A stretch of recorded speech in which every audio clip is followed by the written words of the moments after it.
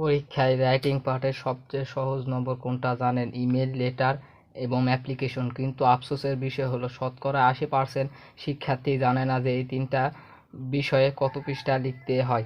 প্রথমে আসি আমাদের ইমেলের কথায়। ইমেল ইমেল আমাদেরকে লিখতে হবে মনে করে এক পৃষ্ঠায়।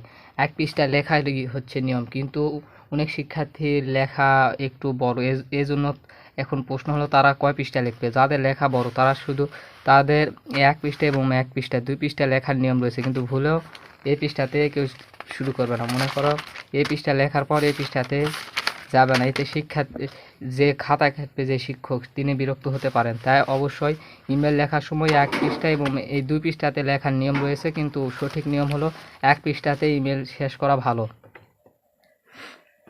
তেমনি লেটার ও অ্যাপ্লিকেশনেরও একই নিয়ম। মনে করো এক পৃষ্ঠায় লেখার নিয়ম রয়েছে, কিন্তু অনেক শিক্ষার্থীদের হাতের লেখা বড়, এই কারণে তোমরা এই পৃষ্ঠা এবং এই পৃষ্ঠায় লেখার মনে করো সুযোগ রয়েছে, কিন্তু ভুলে এই পাঠতে শুরু করবে না। আর এই তিনটা মনে করো বিষয়ের ফরম্যাট একই, এক পৃষ্ঠা লেখারই নিয়ম, কিন্তু যাদের লেখা বড় তারা অবশ্যই 2 পৃষ্ঠায় লিখবে।